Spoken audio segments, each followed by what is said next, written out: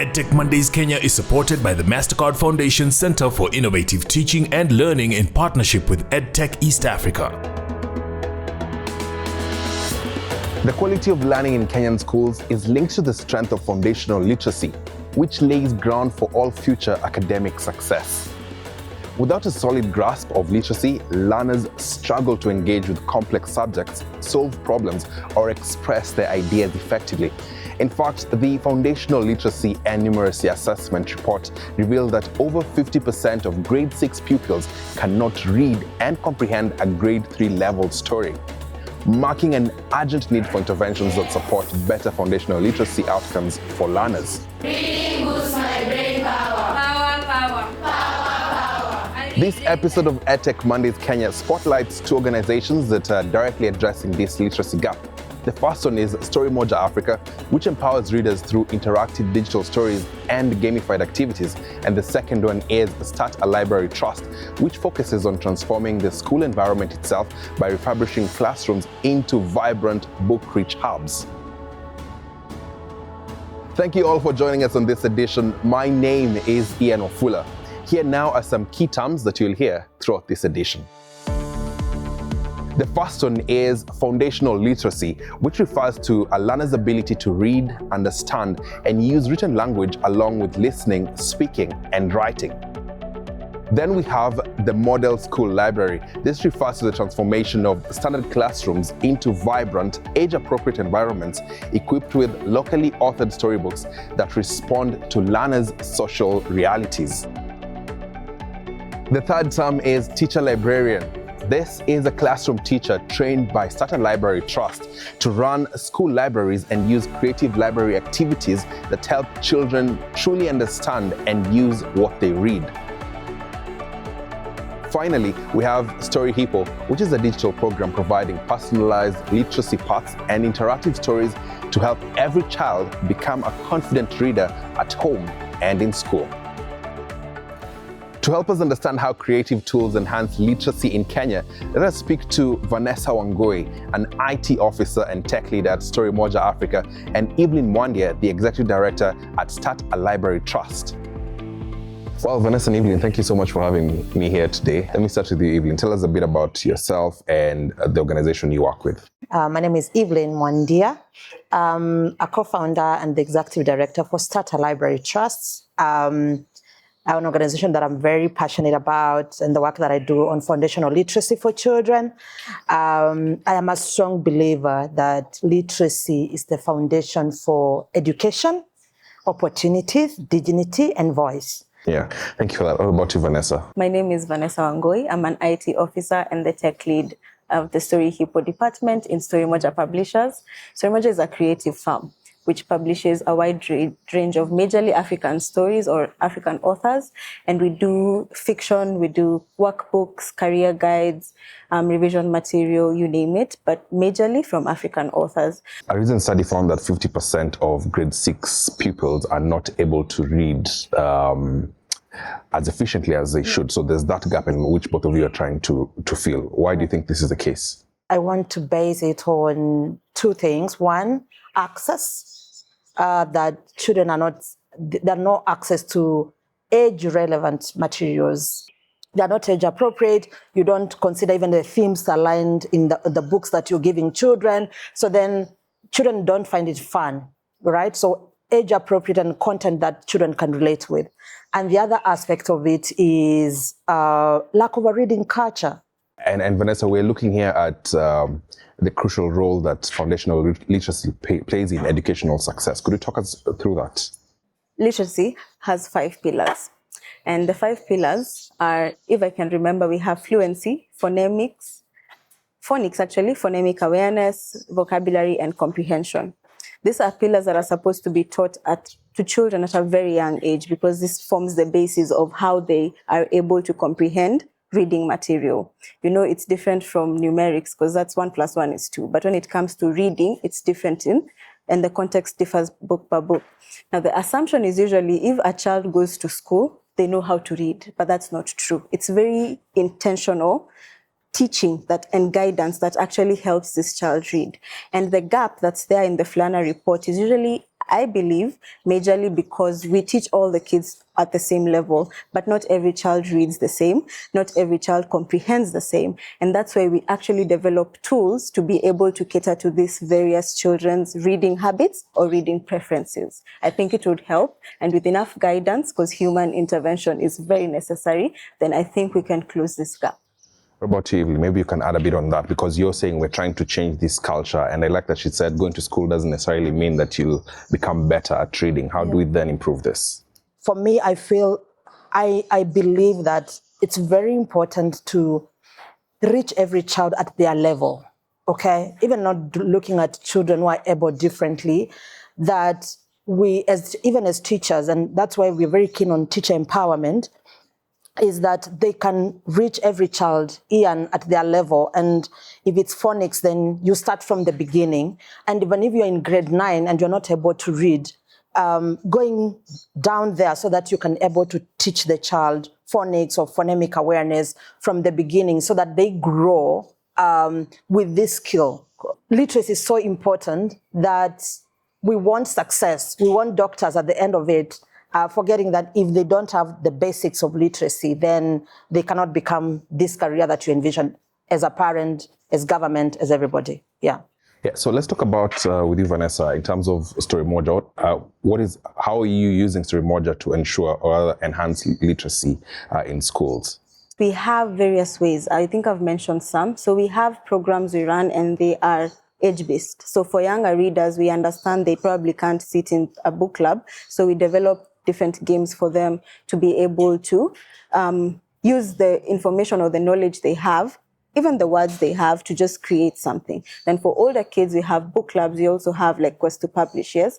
Then obviously with our tool or the digital tool Story Hippo, we provision the books, the same books we have in Storymoja and from other publishers as well, and in different formats. So we have ebooks, audiobooks, video books, flip books, games, and some assessments. So that way you're able to reach as many people as possible. If Tom in a particular school likes ebooks, they're able to get them. But if Lydia elsewhere likes audiobooks, then they're able to get them. That way, it's very easy to reach them. And within the app as well, we have an assessments module, which the child thinks they're playing, but they're being assessed. And this allows us to place them at a reading level that is appropriate for them and allows us to recommend, or the app to recommend, a book that they can read. That way they don't feel dumb, because there's this feeling that I can't read this, but Nani can read it. What can I read? So if you show them that you can actually read this material, they maintain the interest. Yeah. So those are a few ways we do it. And one of the misconceptions, Vanessa, especially when it comes to parents and people in the older generation before the internet, like us, who studied in a very serious environment, would think that learning should not be as fun, or rather we need to take learning as serious. What do you say about that kind of thinking? Is that something you've come across actually? Yes, it's something we've come across, and it's quite unfortunate. But anyway, it is just culture, and we work to change that actively. Reading should be fun. Kids generally, or learners, actually, the biggest competitor to reading is games. They want to play Roblox or, I don't know, any other thing they could get their hands on. But if you actually make this something they want to do, then they will do it, as opposed to forcing it. The mentality that it shouldn't be fun is what keeps reading and learning looking like a chore, as opposed to actually something fun to do. Yeah, and for you, Evelyn, this is why you try to create libraries that are child-friendly and fun to be around. Why is that important? We have a mentality of rote learning, and it's cultural, again, that, and there's a lot of mindset around that, reading should not be fun. But so for us, the libraries are a safe space for children to read at their own time without pressure for exams. And that's why I say we're very keen on reading for pleasure and not anybody pushing them to pass an exam. And I think that's very important if you really want these children to improve their learning outcomes, or you want these children, again, like parents, 844 parents like me, to pass their exams, then you need to allow them to learn the language of instruction and examination, which is English and Swahili, at their own pace, without pressure. And that's why, for us, libraries are so keen. And if you look at the libraries that we do, they're all storybooks, no textbooks, no curriculum books, no revision, nothing else. It's just for children to go in, indulge in a story, for them to imagine, to become curious. Could you tell us how you've rolled out this program and what does it take to start a library? Our focus is public primary schools in rural areas and urban slums. And so how we go about establishing the libraries is we do not do construction. We refurbish existing classrooms, and schools that do not have classrooms to refurbish, we do mobile libraries. The process is the school has to apply, and the school has to provide the room, and the parents have to put up the shelves. That way there's ownership from the beginning. And then we stock with storybooks, purely 40% in Swahili, 60% in English. And here then children are able to access the books. And then we train teacher-librarians and we train library prefects. And we run fun reading activities within the libraries so that either it's storytelling or it's debates or it's book clubs. And most importantly is we give girls position to lead in these book clubs so that, again, we empower them to become leaders, because many times when we started the programming, we realized girls would take the backstage and want the boys just to be at the leadership. But again, for us is to ensure that we empower also the girl child to stand up. So very community engaged, because the teachers are there and we can't be in the schools forever. We want the teachers to be able to take it up. Pick it up and own it. And own it. Vanessa, and I'm glad you've brought teachers as well. How has it been working with the teachers to try and bring together digital e-learning platforms such as your app, as well as traditional forms of learning with the books? What's the uptick been? This year we are running a program we're calling the Sandbox Project, where we have already developed the platform, but now we want input from teachers and learners. So we are targeting a number of schools, I think around 100, to test these apps for free. There are paid tiers within, but for this testing it's for free. And the aim is to collect feedback from teachers and students. The beauty is we've provisioned both teacher resources and learner resources and metrics for teachers to use. So we are actually really looking forward to seeing how this is taken up. Yeah. Maybe you can also add, because at Start a Library you also train teachers as well to ensure that they understand how to bring to life some of the things and the stories they're teaching. How's that been? Very good. And I would tell you that maybe a background is that when teachers are trained in teachers' colleges and universities, literacy, how to teach English, they are not taught. They are taught how, or they are trained on how to teach English as a subject, but not as a language. And so we want the teachers really to be able to storytell. And storytelling doesn't mean I need to be an expert in that. Is incorporating a child voice in the how they read.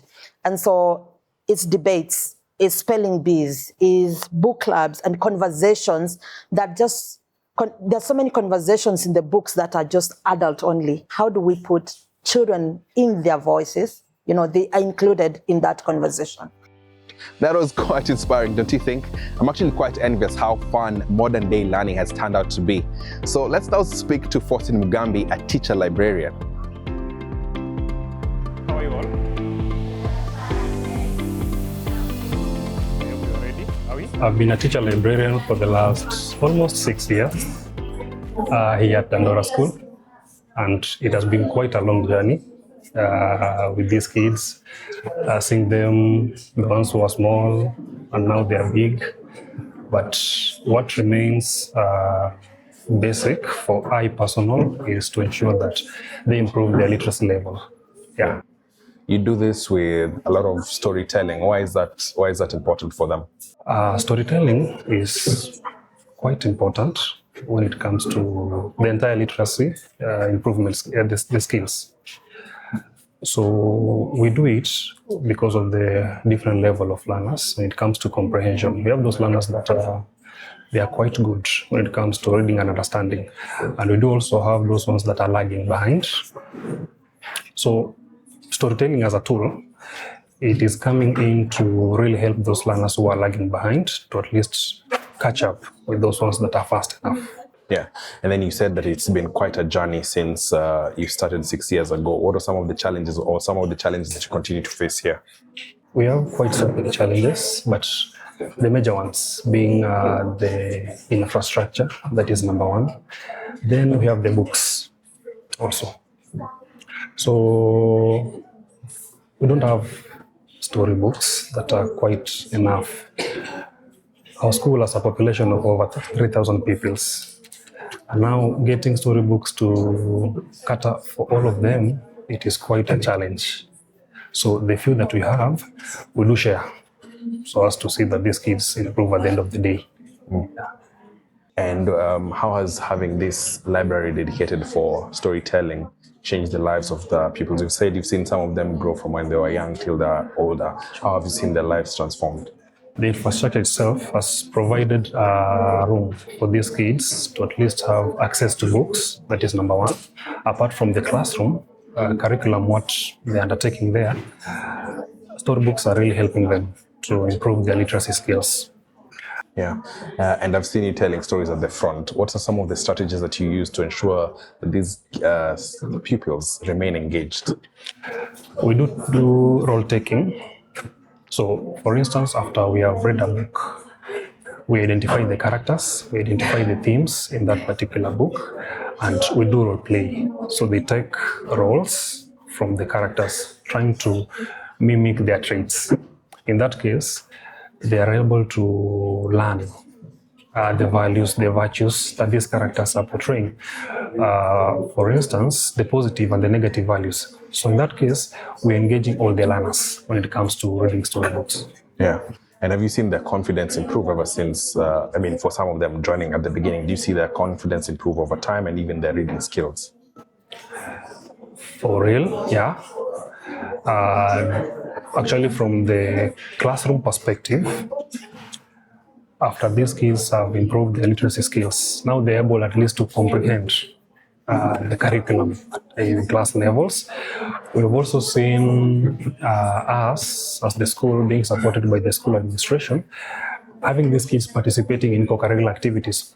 So the level of confidence has really improved. Yeah. These kids are now able to face the day-to-day life challenges with confidence.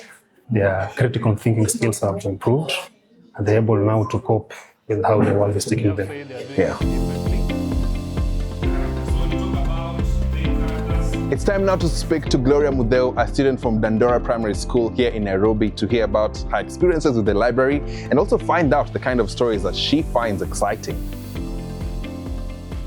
So, Gloria, you are the Chief Justice of Dandora Primary School. Tell me, how did that come about? I just felt that I had that passion of making people feel, heard, respected, and equal. So I just vied for it, and God helped me, and I emerged as the winner. I've also seen you're a very good reader. Tell us a bit about the school library. Why do you come here? We normally come here so that we can improve in English, the composition, writing, the literature. And I also enjoy it because I found it cool and I just travel into another world. Yeah. And since you started coming to the library, how has that improved how you're learning in class? It has boosted my confidence, speaking to people. And I want to become a teacher when I grow up. So I just do that so that I can practice more, talking to people, interacting with others. Yeah, it has helped me a lot. Well, I've just met the Chief Justice of Dandora Primary School. Very inspiring seeing how passionate they are about reading through storytelling, actually. How about now we listen to the impact of this program to the entire school by speaking to the head teacher. The program has a big impact because, from 2024, we've been having storytelling lessons, debates, and it has taken us up to national levels. Like last year, we went up to national level at Alliance, and we were position 2. So that is courtesy of Starter Library, because they used to conduct quite a number of debates with us. We had some read aloud sessions online and even physically. They come to school, we do with them even during assembly time. So this one has really motivated our learners because they want to be seen somewhere, at least even for the late starters. Right now, they are really trying to read so that at least they can join the book club.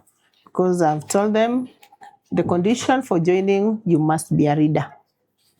It's not a matter of just listening. You can be telling us stories, but you must also be a good reader. Just like every other topic we have covered here on the program, there's always some common myths and misconceptions. So here are some of them when it comes to using storytelling and creative tools to enhance foundational literacy. The first one is that digital stories and screen time are just distractions from actual learning. Interactive platforms like Storyhippo use gamification to make reading fun rather than a chore. When used alongside physical books, these digital tools provide a blended approach that helps struggling readers catch up to their grade level faster. Another misconception is that storytelling is just for entertainment and doesn't belong in serious academic blocks. Storytelling strengthens comprehension, vocabulary, and memory retention. Narrative learning helps children connect ideas, build imagination, and develop the communication skills that the competency-based education prioritizes. The third one is that children will automatically learn to read if they attend school. Reading is not automatic. It requires intentional teaching, practice, and access to books. Without structured literacy support and engaging materials, many learners fall behind early and struggle throughout their schooling. And the final one is that technology alone can solve the literacy crisis. Technology works best when combined with human support, strong teaching practices, and access to physical books. Blended literacy models create the most meaningful learning experiences. Let us listen again to Vanessa and Evelyn, just in case you're wondering how you can get involved with both Storymoja Africa and Start a Library Trust. Vanessa, how can schools or communities partner with you to set up a library or join a reading campaign? So we have a whole team here in Storymoja that is called the Experiences team. So their primary job is to make sure they bring the reading experience into the schools, to the learners and to the teachers. So reaching out to Storymoja, we have info@storymojaafrica.co.ke and experiences at storymojaafrica.co.ke. So the schools can reach out to those teams and they're able to come to your schools, run book clubs, run other programs. To reach the EdTech team for any digital programs, the email is edtech@storymojaafrica.co.ke. So there's a whole lot of things to do. So is of contacts. Yeah. Evelyn, for you, you've only reached 1% of the public schools. Someone would want to partner with you. How can they reach you then? Right. If you're an alumni of a public primary school, nominate your school. Go to our website, startalibrary.org, nominate a school of a public primary school, and then we'll reach out to the teacher and we can set up a library for you. You want to be a reading ambassador, we welcome volunteers to go to our schools and read with our children. Again, to our website, be a reading ambassador, and we will allocate your school. You'll go there to read with the children weekly, monthly, and bring reading to the children. Yes, we are non-profit, and for us to do this work, we require funding. And so if you are a corporate, you have a CSR budget, or you are a funder, we're happy to have a discussion. You can reach to us through info@startalibrary.org, and we can have this conversation on how to ensure that libraries get to children. But the most important part of it is spread the word that libraries are important. There's this organization that just promoting literacy for fun, for children to read for fun, and just get the word out there for people just to know, and for teachers really to know that libraries matter. Yeah. And Vanessa, maybe your advice to a teacher who feels that they might not be creative enough to tell stories in a way that children will understand or enjoy, or they don't feel like they're digitally equipped, what would you tell them? I would tell them, we learn and relearn every day. And storytelling does not really require anybody to have learned storytelling. Just think about how would I have wanted that story to be delivered to me, and deliver it exactly that way. Make your classroom fun, then you can actually tell the stories. Digital literacy is taught and we learn it. And we at Storymoja, we are very willing to come to schools and actually give training on how to use digital tools. But we also have access to so many platforms right now where actually we can learn. YouTube is one very important one. Other thing is just conversations with people. Yeah. Conversations with people tend to give you a lot of insights that you didn't know. And I think people often overlook that. And I believe, just a few ways people can learn how to do things differently. So Evelyn, you have a final word for a parent watching this at home. How can they support their children or improve reading habits while at home? Create time with your child. I find reading to be a very good space for you to bond with your children. Reading is a good activity to bond with your children. That's it for this edition of EdTech Mondays Kenya. Remember to follow us on social media using the hashtag EdTech Mondays to share your thoughts, and let's keep the conversation going. Special thanks to our sign language interpreter, Ms. Rose Omolo. My name is Ian Ofula. Until next time, goodbye. EdTech Mondays Kenya is supported by the MasterCard Foundation Center for Innovative Teaching and Learning in partnership with EdTech East Africa.